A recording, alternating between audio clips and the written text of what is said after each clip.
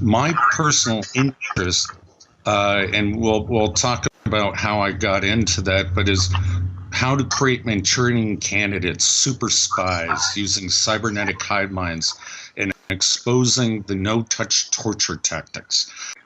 I don't like to consider myself a whistleblower. I merely came forward because my research investigation from brain to computer interfacing technologies led me to a group of people that they call TIs, targeted individuals. I didn't know what they were. I didn't understand it fully.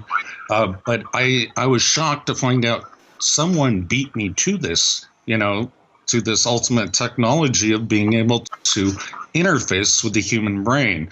And then this led my research down the rabbit hole to a very dark topic that most people just do not want to talk about: torture and trauma-based conditioning. And that's kind of where I'm at now. I'm right in the process of writing a no-touch torture report that is parallel to the Senate Intelligence Committee's report that was released recently that CIA tried to, sabotage. Right. And I'm showing that they're using the exact same tactics with this technology, this much more advanced technology, in secret, as they do with the physical tortures that they kept in secret and denied for many years. And that's kind of where we're at today. Okay, and one of the most difficult things for people to understand about this technology is the sophistication of it. It makes it very difficult for people, I think, who are on the outside to have any grasp of what's actually going on because of the sophistication. Can you talk a little bit about that? EEG cloning, that type of thing. Yeah, and this truly is the most sophisticated weapon system humanity has ever created. It involves every aspect of science. It involves tactics that are unimaginable unless you just have a devious criminal mind. And it destroys lives. It's being used on innocent people. Now, remember, in the Senate Intelligence Committee report, they said 25% of the people they tortured happened to be innocent in the end. So this is still going on, but it's just they don't want this exposed. And that is why I'm speaking forward. The sophistication is enormous. You have to understand neuroscience, you have to understand physics, you have to understand psychology, you have to understand many different aspects of all human knowledge to understand this weapon system. So I will try to break it down into simple terms as best as I can. So how does this technology work wirelessly? Because when we're talking about Guantanamo Bay or something like that, we're talking about person-to-person interaction. How does this work? Yeah. And that's the huge question. We're going to have to break it down into smaller parts. But even in Guantanamo Bay, you brought that up, and I researched torture, and so I've listened to the torture reports from those released from Guantanamo Bay. What did they put you through? And a lot of them began saying, I could start hearing voices after about a month of torture. Well, that's interesting. That's not something you would normally expect, Right. And so I studied the more advanced techniques of, how to hack a human brain. And this is about brain hacking, mind hacking. So how do you do it? Let's break it up into pieces. There are many theories up there, and I'm going to go with theories first. Okay. The CIA at first was caught, and I'm going to blame them the most, but the military also does it. they were implanting people with microchips, brain chips. Dr. Gil Delgado is the most famous neuroscientist of the brain chipping method. And, he bragged about how he control all human behavior at 450 megahertz. And, he demonstrated on a bull and many people. But then it went wireless. And a lot of people still today believe you must have a microchip in you in order for this technology to work. And the technology has advanced very far. The actual, let's just say they put an RFID chip in you to make the calculations much easier of how to triangulate on the human being and the target of interest. I would assume you'd be able to do an MRI, an X-ray, find the chip, have it removed, and you'd be free. But I haven't heard any stories like that. So I'm not a believer in the microchip theory. But the other ways you can look at, you're going to ask, well, how do you read brain waves or body electricity from a distance? Right, yeah. Now, if you study MRI technology, I should tell what that abbreviation stands for. That's magnetic resonance imaging or nuclear magnetic resonance imaging. We usually use, and it's a magnetic intensity in the Teslas when we go to a hospital and we get our body imaged. But we are bathed in a magnetic field called the Earth's magnetic field, and it's about 50 Gauss. And this too, you can do a what's called an Earth Gauss MRI. And there's another sister technology called electron spin resonance, ESR. And this, they don't talk about it much, obviously, because they don't want people to know. But this is a way to survey the land. This is a way to look for underground tunnels. You can look towards the center of the Earth. It's really fascinating technology. And we can't get away from it. There's no point in Earth where it's zero Gauss. I suppose you could build a superconductor chamber, but you'd be living in a prison in liquid nitrogen temperatures, and you could never work or live in that sort of way. So it does get very complex, and then you're going to ask me probably about, well, then how do they affect the human body, the human mind, the human nervous system? That's a great question. How they affect it, and also how do they use that radiation that we are bathed in? How do they? What's the implementation of that? Do they use satellites? Let's just say I knew the answer to that. I would absolutely not be able to tell you where the sensors are located. But I'm not confirming nor denying. But let me say it's multimodal. It's all integrated. There are land-based, sea-based, air-based. So we could be talking systems. About ionospheric heaters.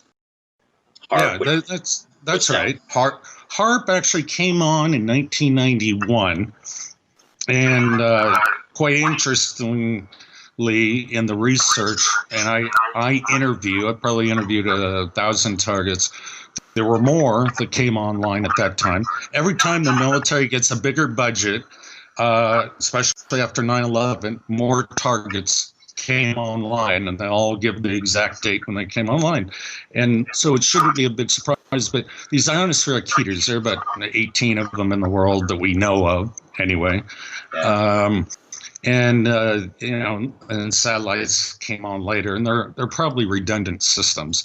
But people want to look at Gwen towers and other arrays, and it's just difficult because they're all interrelated. You can't just point to one. There is no single source of the energy. And so that comes to another question. People will ask, can I get a meter reading in my house and triangulate on where the source is coming from? Right. Well, what if it is like GPS coming from multiple directions, and they call it holography. It was one of my theses in college, that the interfering waves only triangulate upon one point, but you can do, and I'm going to lose your listeners here, an inverse Fourier transfer and create multiple points, literally a hologram of intensity of people on the planet. So they want to know, how do you target more than one person? Well, my minimal calculation that I've done so far, just from the density population, the people who come forward on the internet, is there are 2,000 in the United States. There could be more. And then 10,000 worldwide, just based on the population density. And so they're testing the scalability of this weapon system.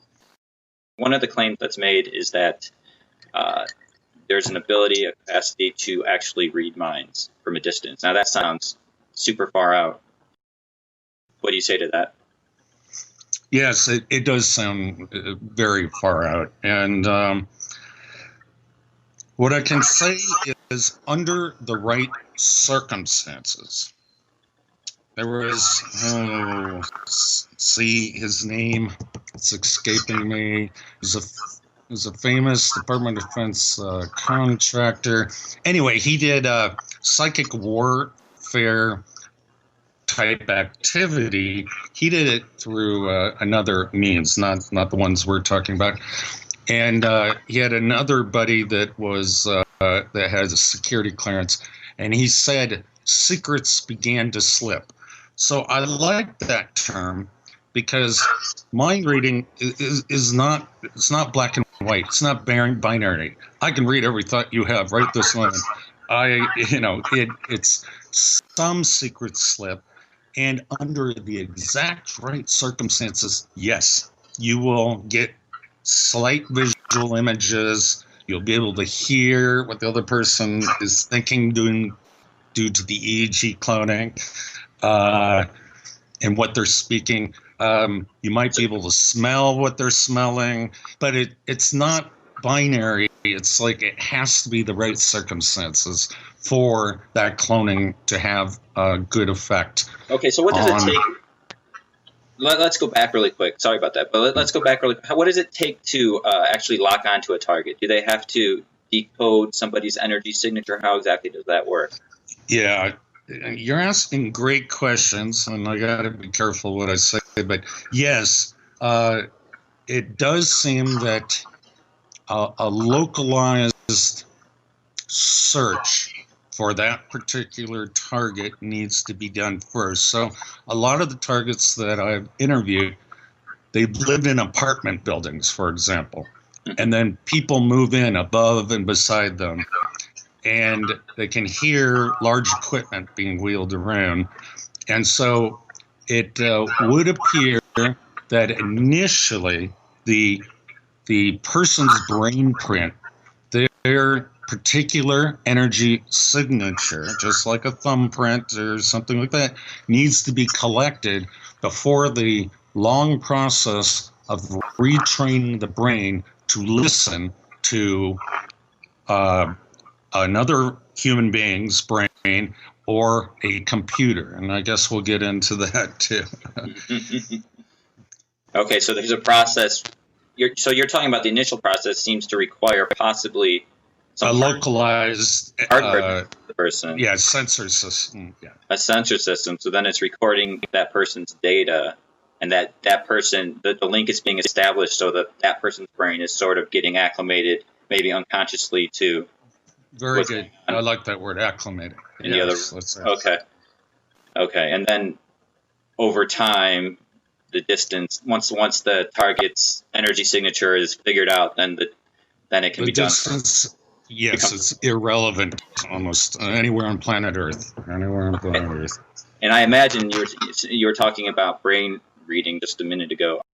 I imagine that over time it would become more easy to read, or easier to read an individual's brain, because their brain patterns would correspond to particular thoughts. Is that? You got it. Excellent explanation, better than I could say it. So you imagine you have two neural networks, and it's a field of study that I've done quite a bit, and they're trying to learn each other. They're trying to communicate. And let me give this analogy. You have a spouse. After a long time, you can complete each other's sentences, and that's the kind of confirmation you're trying to get. So it's like it grows with you, though. It grows with you. It learns with you. Yeah, absolutely. And that it's also why these experiments are lifelong generally, not always, but they're they're trying to grasp all sorts of data from how effective can we make them kill each other themselves to can we make them do stupid stuff like wrap their cat in tin foil, make them think that the energy is coming from there. I have one interview I had. Oh, and man. well, that's false correlation. And so in order to disrupt the mind, you got to remember this is called offensive information warfare technology. So it's just like hacking a computer. You are trying to crash that computer. You're trying to crash that human being. And you map out all of the motivations we have, primitive motivations, due to genetics, as well as the cultural motivations. And then you try to manipulate them by messing with those buttons. And that can include altering emotions, which are very important to our behavior. And so they call these emotional signature clusters. And you can read them quite clearly. This isn't classified information. There are a bunch of top universities studying this, that you can put someone in a functional MRI and you can see what emotional state they're in quite easily, and you can determine if they're drunk or on drugs or on anything else, and you can tell these brain patterns in a generalized fashion. And so you can imagine what the future police will look like. I mean, if you can read everyone's mind and you determine, he's drunk, we're going to prosecute him and torture him and reprogram his behavior or whatever it might be. Yeah, especially if we're talking about doing it without putting someone in a scanner or putting electrodes on their head. Yeah, exactly. This is over the entire population. And so they're increasing this, and a lot of people won't believe me, and that's fine. But they're increasing this. They are scaling this technology to the entire population. And so it's going, when people are awakened, they'll find out that 1984 did happen. We're actually further ahead. So if we can talk about reading minds, reading emotions, and then we can talk about overlaying or altering brainwaves, overlaying personalities or moods, whatever, with different states, with the states of the controller, let's say. How would something like that work?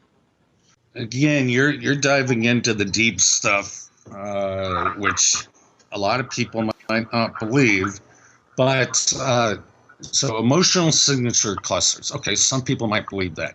You can re-entrain the macro and micro circuitry of people's brains. We aren't all that different. I mean, we're different enough that we have a unique brain signature, but we are human beings, and so we have a lot of the same circuitry. And so you can dial into this circuitry on certain parts of the brain. They will entrain based on the exact key of those circuits. And I like to talk about emotions as the seven doors from The Wizard of Oz. You got happy, you got dark, and it's a way to understand the way we, for example, see colors. We actually only have 3 cones in our eyes. You see red, green, and blue. Mm-hmm. But our brain perceives rainbows, all these mixtures from those 3 signals. Well, it's the same with emotions. It looks like we can get it down to 7 levers, and we can create all the emotional states that we can by manipulating those 7 levers. Now, in terms of mind reading and brain reading, it goes back to what you said before. This takes time. This takes a computer to actually do the transformation from one brain to another, that every word you say, and then they have a set vocabulary, and they start testing the words out, and then after a time, most human beings have a vocabulary of about 1,000 words, 5,000 words max. Shakespeare had 11,000 words. And once your vocabulary is mapped out, well, then they can put it on the automated mode, what are called chatterboxes, something that I worked on to keep the human being talking in perpetuation, basically to a machine thinking it's a real human being. And they do this to scale, automate a lot of the degradation and the torture process, the breaking down of the will. But as well as you need this to keep the lock on of the signal. I mean, if you break the signal in some fashion, music, for example, can do that temporarily, but your brain always goes back to its natural patterns, and so they got you. Once they have your brain patterns matched, they got you. You can't escape that very easily. Okay, so you're saying they have these. So the chatterbox is the computer talking to you. That's correct, and so this is the most important weapon system that the United States, and I assume Russia and China, are developing. But, I really came out to speak because I'm disgusted that this is being done to my own citizens. I did not agree to work on these programs for that purpose, and so I just had to reiterate that. Yeah. This is actually real ESP. I don't know what the magical thing is, but you are literally creating new senses that the brain recognizes it. And this may be another human being, maybe a computer. And the Navy, I did some research with the Navy, for example. You can put tactile sensors on the tongue, grayscale tactile sensors that matched up with an image of a camera of divers with sonar. And now they blind the divers, and the same parts of the brain light up under functional MRI with the tactile sensors as if the diver can see. They can see through their tongue. We rewired the brain. And so this is what extrasensory perception is. We're rewiring the brain so they actually have more inputs. Now, there's a cost to that. If you put more senses in, you're taking away from your other senses, and that's what we notice in our research. But, we've all heard of people who have been blinded in a car accident or something. They can hear better. All of a sudden their hearing becomes sharper, their taste becomes sharper, and that's because the brain reorganizes, uses those neurons for more distinguishing power. They're getting rewired. They will never be the same human being again, especially if they're under the trauma-based program. Now, is it possible to connect people to these databases wirelessly without a chip?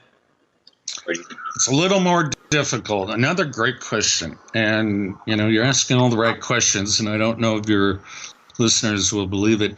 Not quite. Right now, you have to do it through a third person. So you're in a cybernetic hive mind. And let's use The Matrix as an example. It was a great movie. You're on the battlefield and you request, I need instructions to fly this helicopter. That person would have to pull it up and bring it into their knowledge before it would transfer to the target's knowledge. Okay, that confuses me just a little bit because we were talking about chatterboxes, which is a connection with a computer that's talking to you. So why can't the person using his consciousness query the computer? Oh, I suppose that's possible. I just don't know if that's being done. Oh, okay. But yeah, that's possible. Yeah, for sure. Some historical data or something. Yeah. Please access Oracle database. Right. Send me that information. Yeah, no, you're right. That could be done. Right now, natural language processing, and I studied under Barbara Gross at Harvard and some MIT professors. It's getting there. It's getting there, but the knowledge platform just isn't that good. And that's how I tell TIs, well, tell me what you're listening to. Does it sound repetitive? Does it remember anything you say? And et cetera. And so when you query these artificial intelligence bots, you can recognize them within 15 minutes. I'm not talking to a real human being. Right. Do you think most TIs are talking to at this point to AI or yeah, it's some fraction. Yeah, I would. Okay. Yeah, either fraction of the day or for weeks on time, and they monitor that. They determine, is this working? Is it keeping them spinning and looping forever in these nonsensical conversations, or we need to have a real person step in for now and get them back. Okay. And why are they doing this to people? Just studying, just making a weapon. And that's right. So it's making a weapon system, and that's what we've always done. We have to be ahead of anybody else, and you got to remember how many times both the military and the CIA have been caught experimenting on our own citizens, and they used to use the downtrodden, the black community mostly, and inmates too. Yeah, and inmates and anybody they just no one would care about. Right. And so they use them for these, drug testing programs and et cetera. But it seems that they've expanded this program to include people from all walks of life, the rich, the poor, the educated, and from every language. It's gone global because this is, it's the ultimate weapon, total totalitarian state. That you don't even have control of your own mind and you believe your thoughts are your own. I mean, it's better than subliminals, although they use those, but literally altering your brain states without your permission. There are other reasons as well, as a lot of it has to do with interrogation. The CIA claims torture works. Now, they're talking about physical torture. Now, no-touch torture is a whole new topic, a whole new category. Most people don't believe it's happening. You can be tortured in your own home. No one will believe you. But it's interrogation and torture has a lot of purposes. And for example, let's say I'm a terrorist and they're torturing me with this no-touch torture tactic. I'm going to run to all my support groups. And they get to see, who am I contacting? Who are those people? Help me. I'm being tortured. Save me. And so it's a way to ferret out these kind of terrorist groups. It's used, in a lot of TIs talk about the Jeff and Mutt, the good cop, bad cop tactic that they use with them for interrogation. And so I try to teach these interrogation tactics to these TIs so they know at least what's going on with them. And one of the techniques that they're practicing is they give a group, and we'll call them the psychic warriors. How's that? We'll call them the psychic warriors. Give them a good name. Yeah. And they're trying to figure out what the bad guy knows, and these are the innocent Americans. Okay, and the psychic warriors are the DOD. Yeah, you put names. So yeah, that's right. And so the psychic warriors, they want to. They're not given any information, just a little bit about the subject. And the NSA and the other agencies, they have everything about this individual. So they have proof of what this individual's life is about. So these handlers or psychic warriors are trying to get as much information from the target as they can by walking them back through their history. Well, you told us this. We know this about you. And making them erase their memory. These are old tactics. They're used physically as well with drugs and stuff. But this can be done now with this new cybernetic warfare technology. And they try to get every little bit of information from you and find out if it's true. So they get scored on it. Well, how did I do in the end? Whenever the project ends after a couple of years, and they get scored on it. Now, this is called hyper game theory. It goes beyond that. John Nash of A Beautiful Mind, there's a movie about that. He won a Nobel Prize in game theory, which is used in business and is used in warfare quite a bit. Well, it's gone beyond that to hypergame theory, and a professor at Dartmouth has a paper published. People like to understand the mathematics of that. And it's the basic gist of it is to see how do you make someone walk down a certain path. So you're playing a chess game, a multi-dimensional chess game. How do you make a rational player walk them to their death, or walk them into jail, or commit a crime? And so they want to see, out of all these people that we're targeting, okay, the first logical thing they do is go to the police. Well, the police can't help you. They don't know. They're going to give you a lockup and 72 hours and a psych ward. I know, then they go to the FBI, and there are only maybe a few FBI agents that know about this. This isn't within their classification, and so they do what they're supposed to do, and they write petitions, and they try to write the congressman and president and stuff. And what they're doing is they're figuring out, how do you shut all this information down? What are people going to try so we can shut it down? And this will never be exposed or released. And that's called the hyper game theory. And they also do it, in more minute manners of just making. I remember one TI. Let me give this story. One TI that they put on a useless mission. They said, "We have miscalculated the census in Montreal, Canada. Would you please count people?" And he did it. So it's just it's a game, and it's funny if it's not your life and your life is not being destroyed. Yeah. It's humorous to look at what they can trick people into doing, but this is torture, and I want there to be no doubt about it. This is torture, destruction of life, and destruction to misery for all these people, and it's a war crime. It's a crime against humanity for sure. And there isn't much more to say about it. Let's go back to how I want to discuss a little bit more about how personalities and emotions and states can actually be put into somebody. How does that work? Have they cataloged brain patterns? Is that what it is? Yeah, you got it. And so they're cataloging and classifying brain patterns, which can be transformed and transmitted into other human beings. So they're testing that as well. And let me give you an example that a lot of TIs go through.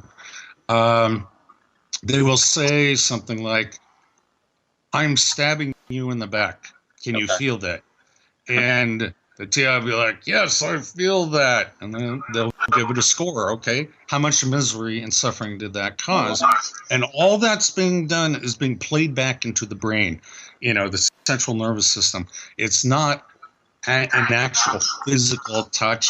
There was no harm being done in terms of the physicality of the individual, but they'll go through these like 3 a day different tortures.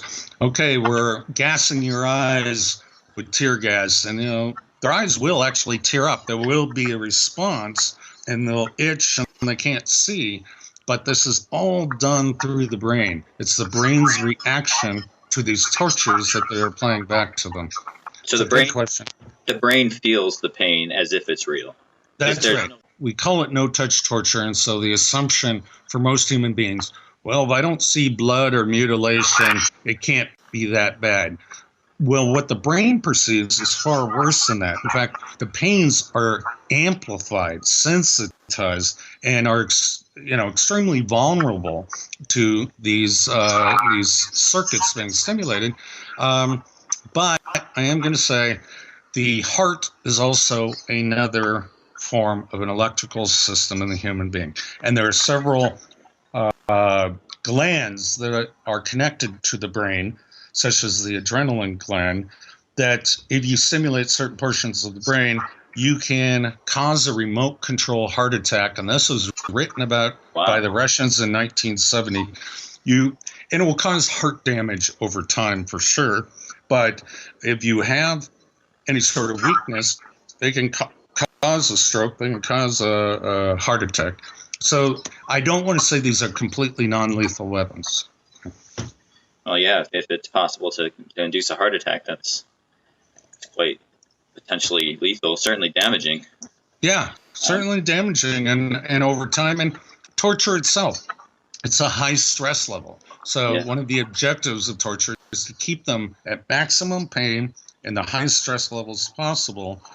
And all of that cortisol running through your bloodstream for, in a lot of cases, years on end, that you're ready to die and they're going to kill you, it creates all sorts of cardiovascular diseases and tertiary diseases on top of that I won't go into. But yeah, it's a horrible process, and it has many damaging effects. And I think Dick Cheney should be held responsible, one, and General Hayden and Rumsfeld. Among others. Amongst many others, yes, that we could mention. And what kind of control over physiology is possible, if any? Well, I mentioned one, heart rate. Heart. They can. Yeah, go ahead. What about limbs and that kind of thing? Oh, okay. So you're getting into another area. So partially the motor cortex can be mapped. Not very well, but it can be. And so a lot of TIs will complain of, jerking and movements that they do not intend. The voices will tell them, spill your coffee, and then their limb spills their coffee. Yeah. So they have some control, but not a lot. Now, the hypnosis and the cerebral cortex, when it's cloned, and you're under a perfect hypnotic state, they can take control of your urges. So if your urge is, I'm going to pull out a knife and stab myself in the chest, they can almost do that. But if you talk to a lot of psychologists and others, most people can break it. I will not harm myself. The primary program will always override those kind of urges. But it can be done under the right circumstances. Okay, so it's not a situation necessarily yet, at least, where they can take control over somebody's body completely when they're in a conscious state and walk them, or against their will. I get where your question's going. Now, the CIA did a lot of the experimentation.